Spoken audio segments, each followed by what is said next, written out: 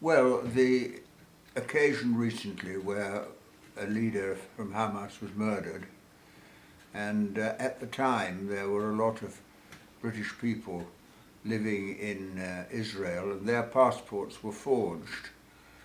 And the suspicion is, very strongly felt by many people, that this was organised by Mossad, the Israeli intelligence service, and they decided to use these forged passports to cover some of the people engaged in a murder against the Hamas leader. And so the British Foreign Secretary has invited the Israeli ambassador to come and explain it, and the Israelis deny it. But most of the people I know think this was a Mossad operation. Because of course the people whose passports were forged are now in danger, because if it is thought by anybody that they were responsible for this particular murder, then of course they might themselves be attacked. So it's put them at risk, and that's why passports are so very important, because they do provide you with an identity and a proof of identity, and if they're forged, then you may find that you are blamed for something you didn't do because your passport was used for the purpose of the killing. Well, I mean, I'm only giving you my opinion. I have no special knowledge of the matter. But there's no doubt Mossad does engage in assassination, and this is something that the Israelis admit. And I don't think Hamas have got the skill or ability to do this operation themselves. And why would Hamas want to kill one of their own leaders? So I am myself persuaded that it was Mossad that did it. And that is a very, very dangerous situation when assassination is used by government, although everybody does it. The Americans assassinate, I've no doubt the British assassinate. So it wouldn't surprise me if Mossad did it, but I cannot prove it, I have to admit.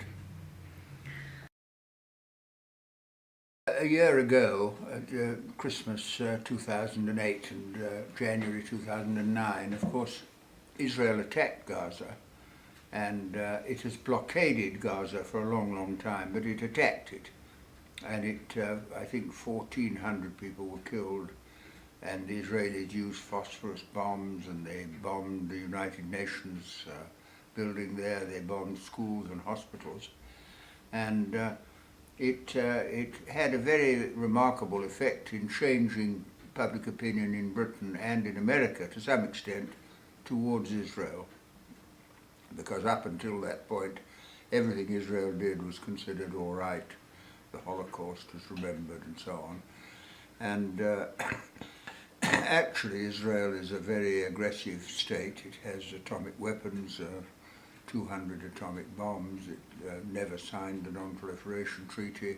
It is engaged in building settlements in the Palestinian lands, and never recognized Palestine as an entity, although it demands that the Palestinians recognize Israel, but it won't recognize Palestine. And so the Gaza attack gave people a new indication about the nature of Israeli policy and has altered opinion here to some extent, and in America. And I think that is necessary, because the influence of Israel in the Middle East is a very dangerous influence. They're now urging people to attack Iran, which would be a very dangerous thing to do. And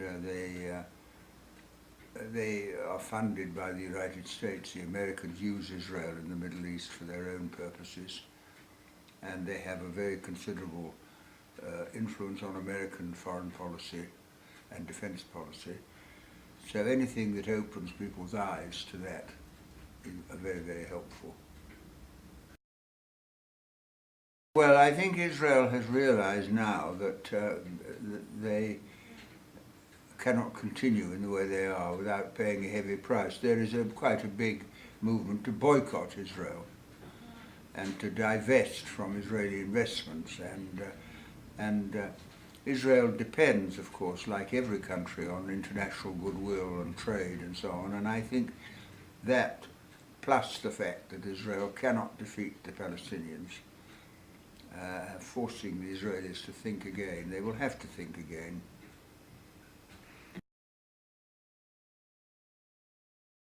They are building more, extending the settlements there, which Obama asked them not to do. And you see, I think when history comes to be written in the future of this period in history, it will be seen that what we're really witnessing is a big campaign in the Middle East to rid the Middle East of control by the West. I mean, Britain once ran Iraq, and then America took over and imposed the Shah. And the Palestinian-Israeli argument is part of this argument. And the Palestinians feel that their country has been stolen from them, the Nakba, as they call it, the disaster when the State of Israel was founded.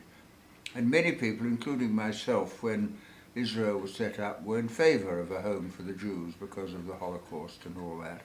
But now I see it in a slightly different way.